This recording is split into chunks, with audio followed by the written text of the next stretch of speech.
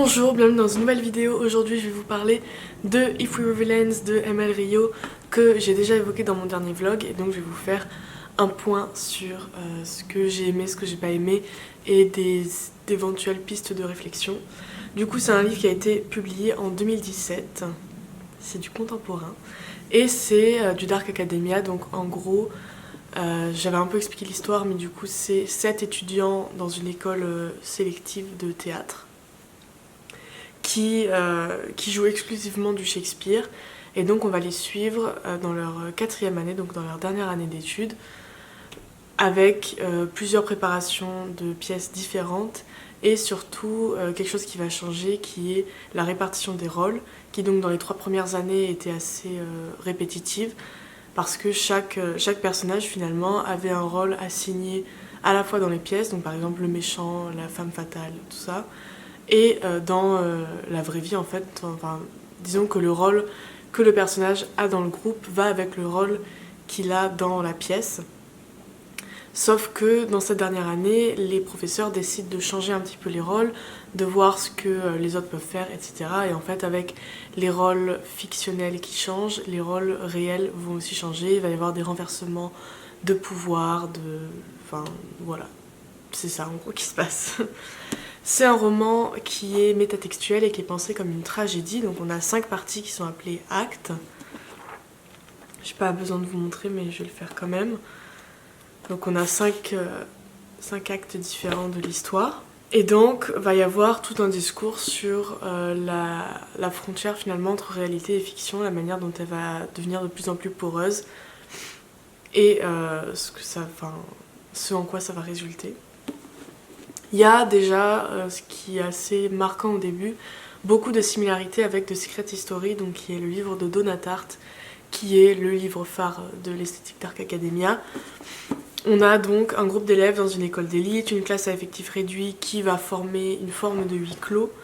On a le couple de longue date avec un mec un peu violent, toxique, le personnage gay, la fille belle, celle qui est un peu discrète. Et puis surtout, en plus de ces personnages assez typiques qu'on retrouve dans les 2 livres, on a le personnage qui est dans la position de narrateur. C'est un personnage qui fait partie du groupe tout en étant en même temps conscient du fait qu'il en est en quelque sorte en retrait.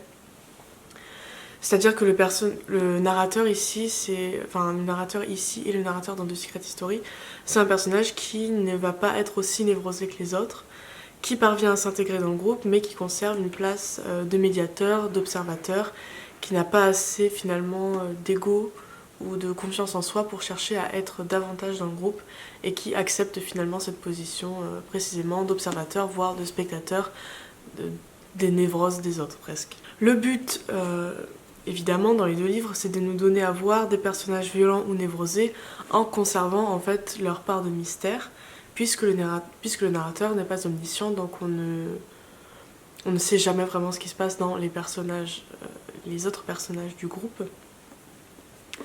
Par contre, c'est un procédé que moi, qui est dans les 2 livres et que moi je trouve assez facile. Et c'est vrai que je préfère les classiques russes par exemple. Je préfère quand on est plongé directement dans un cerveau instable. Donc par exemple, là je pense à Journal d'un fou de Gogol, où en fait justement on voit la folie se développer dans le cerveau même du narrateur, qui est celui qui est fou et qui écrit sans se rendre compte qu'il est fou. Et en fait dans le Journal d'un fou, c'est seulement quand le lecteur fait l'effort de prendre un point de vue extérieur, bon évidemment c'est pas très difficile, mais fait l'effort de prendre un point de vue extérieur, qu'il peut constater l'ampleur de la folie du personnage. Donc c'est-à-dire que c'est seulement en choisissant un autre point de vue, donc en arrêtant de faire confiance au narrateur, qu'on se rend compte que le narrateur a une forme de folie. Bon évidemment ça s'appelle Journal d'un fou, donc c'est pas très compliqué, mais vous avez compris l'idée. Le roman, donc, If We Were Villains, se construit comme une tragédie classique, et il en est plein de citations, de références. C'est une école dans laquelle, j'ai déjà dit, on ne joue que du Shakespeare, et dans cette école-là, les élèves en fait ne cessent de se parler via des citations directes de ces pièces. Ce qui souligne déjà finalement la frontière mince entre réalité et fiction. Donc ça veut dire que les élèves ont des conversations normales, et parfois ils vont, plutôt que répondre enfin par leurs propres mots, ils vont répondre avec une citation de Shakespeare. C'est comme dans The Secret Story quand ils se parlaient en latin. Le titre, c'est une référence directe à King Lear, qui est la dernière pièce qui est jouée dans le livre, qui est un livre d'ailleurs que j'ai voulu lire juste avant de lire ça, et que j'ai arrêté en plein milieu parce que je n'aime pas Shakespeare. Je sais pas. Ou alors c'est juste en anglais, enfin je sais pas, je suis pas fan, mais bon bref. Mais je suis arrivée au point où on voyait le moment de la citation, voilà. C'est donc la dernière pièce qui est jouée, c'est celle qui mène au dénouement et à l'élucidation du mystère qui rôde un peu pendant tout le livre. Parce que du coup j'ai pas expliqué le fonctionnement du livre, mais en gros on arrive lorsque les 10 ans de prison du narrateur sont terminés, donc il a passé 10 ans en prison pour quelque chose, et on sait pas vraiment quoi, avant la fin. Et en fait, il y a un inspecteur de police qui lui dit, enfin celui qui l'a arrêté, qui lui dit je vais arrêter d'être policier, mais maintenant s'il te plaît raconte-moi l'histoire, parce que j'ai vraiment envie de savoir, mais du coup je ferai rien avec, enfin c'est pas une confession, c'est juste pour ma curiosité, j'ai envie de savoir. Et du coup le livre c'est le narrateur qui raconte depuis le début ce qui s'est passé pour en arriver au moment où il a été condamné tout simplement. J'en étais où ? C'est un roman donc qui avant tout dit le pouvoir destructeur de la fiction et du jeu théâtral, précisément parce qu'au théâtre, contrairement aux autres formes d'art, c'est dans le décor réel que la fiction prend corps précisément. Donc c'est pas... Enfin, le théâtre c'est le lieu même finalement de la porosité entre réalité et fiction, et c'est le lieu le plus propice à faire se pénétrer la fiction dans la réalité. Et vice versa. Mais le corps ici, donc le corps physique, marque aussi la frontière nécessaire entre réalité et fiction. Donc en fait c'est vraiment une frontière qui se joue dans le corps même de l'acteur. Les combats par exemple sur scène sont fins, la violence est jouée, et tant que cette frontière-là n'est pas brisée, tout va rester dans l'ordre du faux. C'est seulement quand la frontière devient poreuse, donc que la hiérarchie du groupe et les tensions se font instables et déséquilibrées. Et cette frontière, on la sent se briser quand la violence feinte devient violence réelle petit à petit. Tout finalement donc est un jeu. Le narrateur qui raconte cette histoire à l'ancien officier de police justement refuse de clarifier un détail qui n'est censé n'appartenir qu'à lui. Et surtout la lettre finale, donc je vous raconte pas la fin, mais la lettre finale fonde son ambiguïté même sur le jeu littéraire, alors même qu'elle est le symbole d'une réalité qui est déchirante pour le narrateur. Donc, j'essaie de faire ça sans vous raconter la fin, mais du coup, on a cette lettre à la fin qui, justement,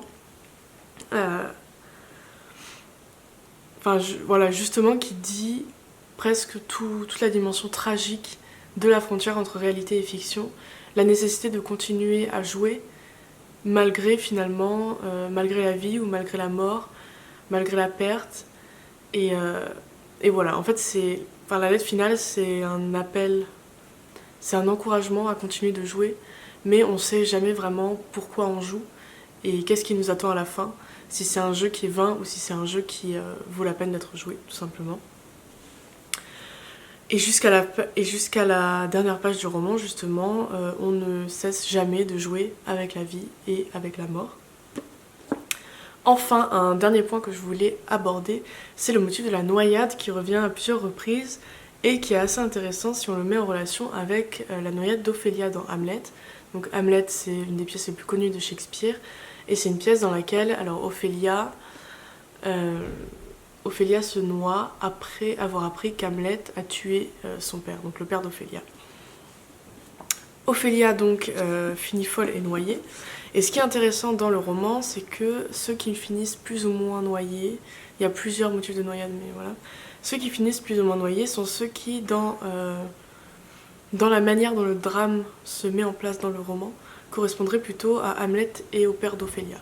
Donc en fait, il y a deux moments où il y a un motif de noyade, et ces deux personnages qui, dans l'économie des personnages d'Hamlet, enfin si on la met en comparaison avec l'économie des personnages d'Hamlet, correspondrait plutôt à Hamlet et au père d'Ophélia.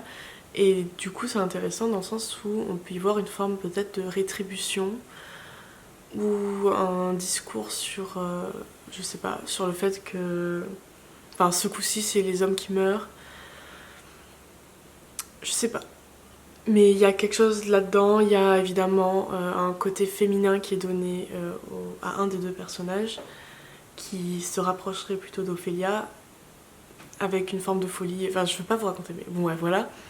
Il y a un côté féminin qui est donné à lui pour une raison bien particulière que vous connaissez si vous avez lu le livre, qui peut être intéressante justement dans la manière de penser la masculinité et la féminité des différents personnages. Mais bon, et ce qui est intéressant dans cette comparaison, c'est aussi que celle qui représenterait Ophélia, elle ne se noie pas, ne devient pas folle, mais semble se taire à jamais, donc elle en vient presque à s'enfermer dans une solitude nécessaire et voilà. Et je trouve ça intéressant, mais j'ai pas de conclusion là-dessus. Mais c'est ce que je voulais dire. Du coup, voilà. C'est tout. Je trouve que la comparaison avec Hamlet peut être intéressante dans justement l'économie des personnages et dans la manière dont ils vivent le drame et dont ils survivent ou non au drame. Et je trouve que le motif de la noyade est intéressant parce que c'est aussi quelque chose qui ne peut pas être montré au théâtre. La noyade, c'est impossible de jouer ça sur scène. Évidemment, on peut amener une piscine sur scène, mais c'est pas ouf. Mais du coup, la noyade, en fait, c'est presque la mort la moins représentable. Et du coup, je trouve ça intéressant parce que ça représente, les deux moments de noyade sont des moments où justement on a un gros retour à la réalité, une sortie complète du jeu qui est allé trop loin. Et c'est intéressant que ce soit représenté par la noyade et pas par quelque chose qui pourrait être joué sur scène et donc qui pourrait avoir des relents fictionnels. Même si la deuxième noyade, encore une fois, on sait pas trop si elle s'inscrit dans un jeu ou pas.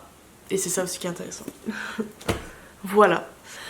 Je sais pas si c'était très bien organisé, mais c'est ce que j'avais à dire sur ce livre-là que j'ai beaucoup aimé, malgré tout. Que j'ai beaucoup aimé, oui. Après, non, franchement, c'était bien. La fin est très addictive, je trouve. Il y avait un moment de latence au milieu parce que le procédé du condamné qui raconte à l'officier de police, c'est intéressant au début, mais en fait, il y avait beaucoup à chaque acte, il y a un retour à cette situation d'énonciation-là. Et c'était pas hyper intéressant ni particulièrement pertinent, j'ai trouvé, en tout cas pour moi. Mais bon, voilà. J'ai beaucoup aimé. C'était pas si mal écrit que ça, il y a des bonnes citations. Et je vous le recommande du coup si ça vous intéresse. Je vous laisse ici, j'ai plus de batterie en plus. J'espère que ça vous a plu. N'hésitez pas à vous abonner ou à me suivre sur Patreon ou à regarder mes autres vidéos. Et je vous retrouve dans une prochaine vidéo. Bisous!